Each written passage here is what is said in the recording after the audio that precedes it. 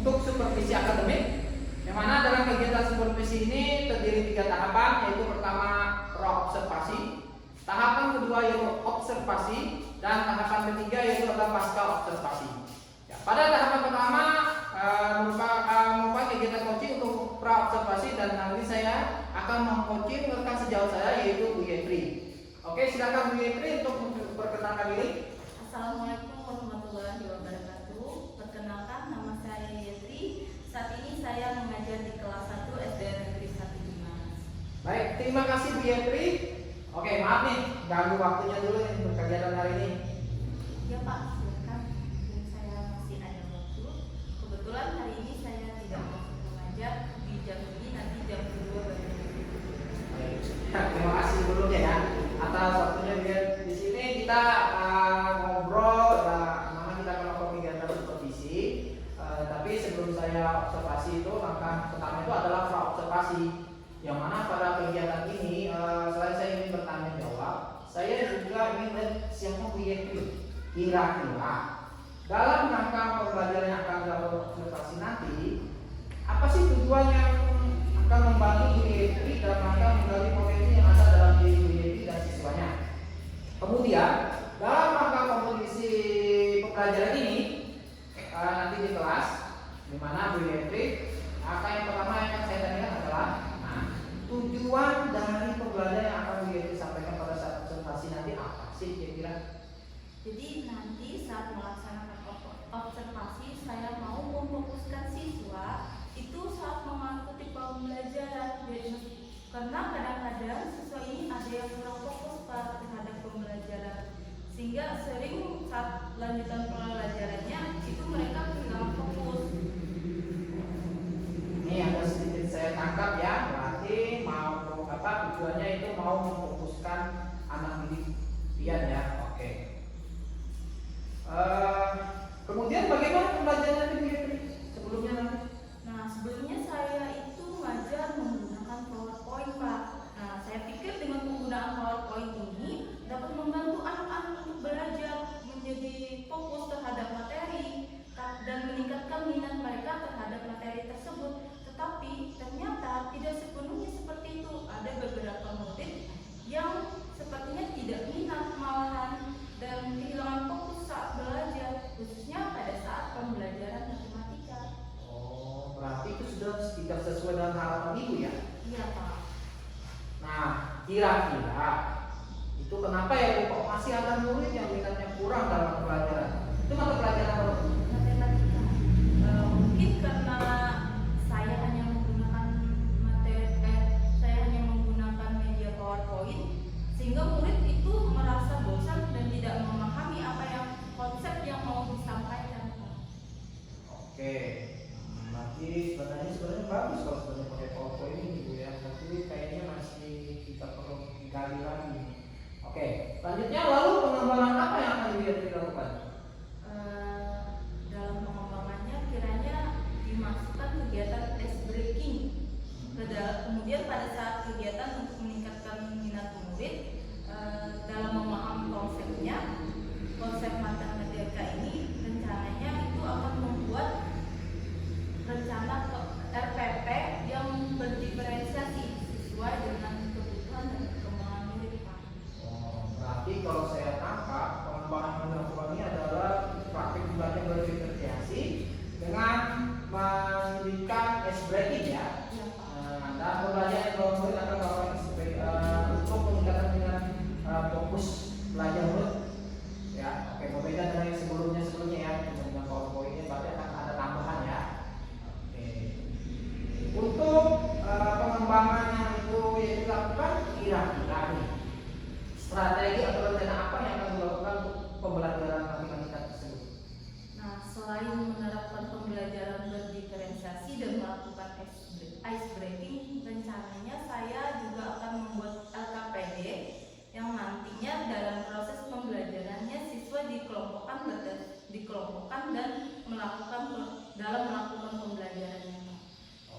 Nanti dari saya tangkap bahwa pembelajaran yang akan diterapkan ini adalah yang dapat mengkoordinir semua murid ya dengan melakukan berdiferensiasi, yang mana itu adalah sesuai dengan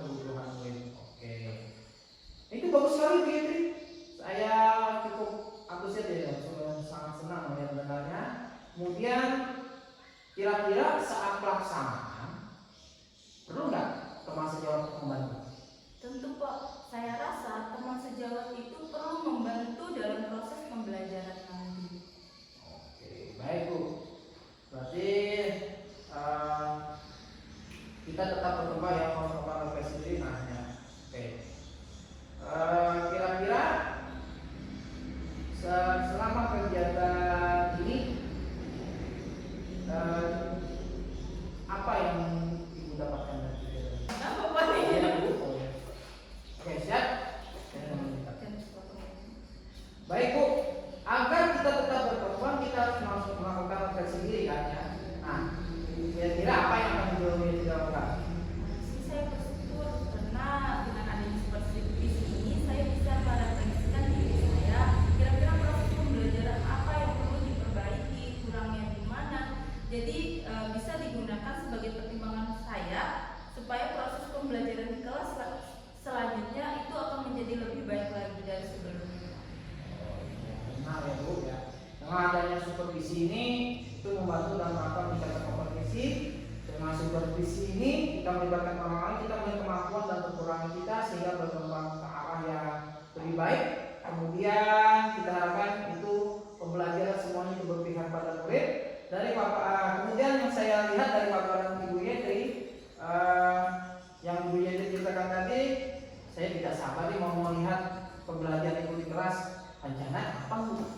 Nanti ini kan setelah istirahat saya masuk jam 9 sampai jam 10 di ruangan kelas 1. Oh iya. Ya, mudah-mudahan nanti saat kita kegiatan observasi berjalan lancar ya Bu. Nah, dan harapan kita semua dapat terlaksana sesuai dengan harapan. Terima kasih Bu atas waktunya. Kita lanjutkan kegiatan kita pada observasi ya Bu. Terima kasih Bapak. Ya, sama-sama.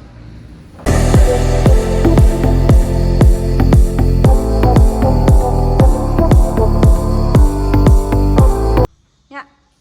Mulai ngantuk? Ya.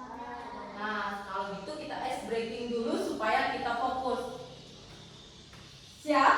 Siap. Smart student. Saya pikir, saya rasa, saya bisa. Kita ulangi sekali lagi. Smart student. Saya pikir, saya rasa, saya bisa. Oke, tepuk tangan.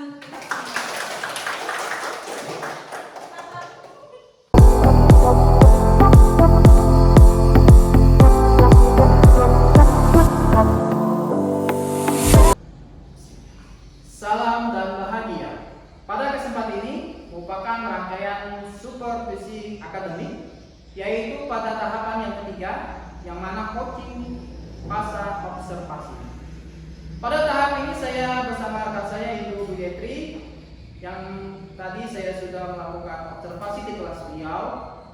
Terima kasih atas kesempatannya Bu, dan waktu yang kemarin untuk dapat mengikuti proses pembelajaran yang dilakukan Ibu Yetri yang dilakukan di kelas 1, yang mana dalam kegiatan ini Bu Yetri kita tujuannya yaitu pada tahapan pasca observasi adalah saling merefleksi apa kendala atau hal-hal positif yang sudah Bu Yetri lakukan di mana proses pembelajaran tadi.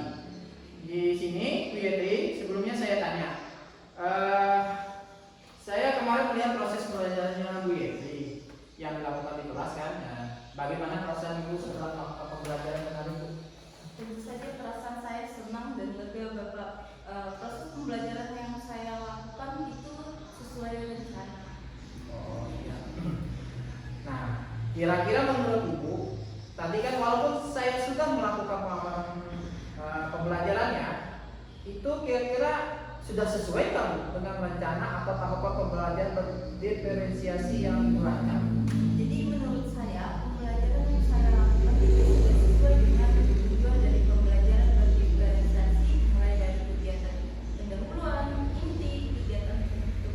Cuman memang ada beberapa hal yang kurang yang nantinya bisa diperbaiki pada pertemuan atau pembelajaran selanjutnya.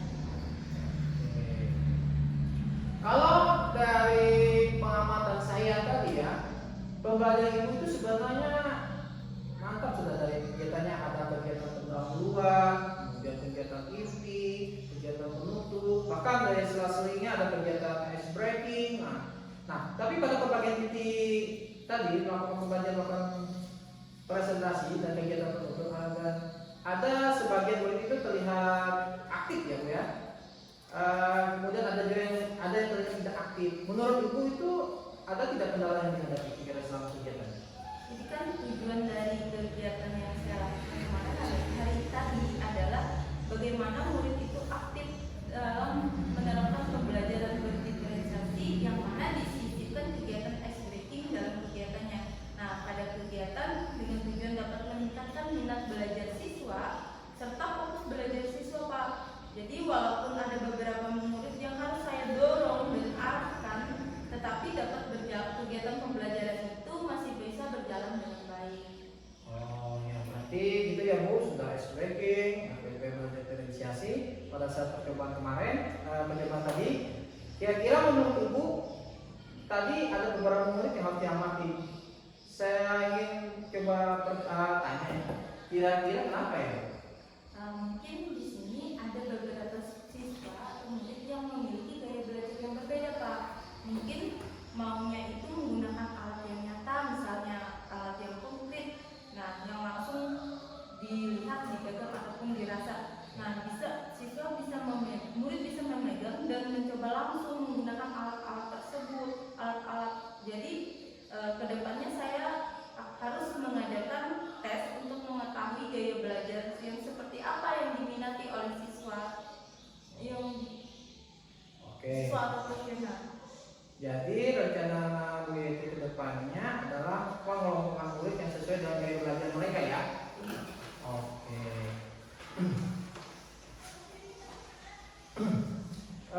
Kemudian kira-kira ada tindak lanjut selanjutnya? Nah, ya Pak, selanjutnya di materi selanjutnya saya akan memberikan materi yang sekontekstual mungkin berkaitan dengan kehidupan sehari-hari peserta didik agar mereka dapat memahami konsep materi tersebut seperti apa. Oh, jadi saya bisa menangkap cakapan ini. Rencana pengembangan Bu Yeti adalah memberikan materi sekontekstual mungkin kepada muridnya agar muridnya bisa memahami konsep suatu materi ya Bu. Kira-kira menurut Ibu kapan dilaksanakan? Kemungkinan pada pertemuan selanjutnya, Pak. Oh, berarti pada pertemuan selanjutnya pelajarannya akan konsisten dengan pembelajaran berdiferensiasi ya. Tentunya mampu untuk belajar murid Ibu. Kemudian kira-kira Bu Yenti bagaimana tanggapan mengenai kegiatan kita supervisi akademik? Menurut saya kegiatan supervisi ini sangat bermanfaat. Ketika saya di supervisi, saya jadi tahu kekurangan saya di mana, untuk perbaikannya bagaimana ke depannya. Benar Bu, benar sekali. Karena dalam kegiatan seperti ini kan kita tidak tahu di mana posisi kita sama yang kita sebagai mitra ya. Kita ini sebagai mitra bukan sebagai pemimpin atau apa, tapi kita ini ada sebagai mitra. Jadi Ibu yang saya mau Ibu itu arti kata sharing ya Bu ya, merefleksikan tentunya dan meningkatkan kualitas pembelajaran dan kegiatan seperti ini. Ibu itu akan keluar lagi dan berkali lagi untuk menggali kemampuan Ibu. Mudah-mudahan yang saya harapkan setelah ini kedepannya Ibu konsisten untuk meningkatkan kualitas pembelajaran dan setelah itu akan terus berkembang menjadi yang lebih baik. Jadi saya rasa untuk kegiatan pasca observasi ini kita akhiri aja Bu ya. Oke, terima kasih Bu. Terima kasih kembali pada Anda.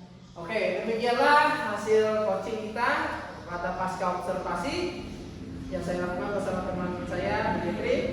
Kurang lebihnya saya mohon maaf. Assalamualaikum warahmatullahi wabarakatuh.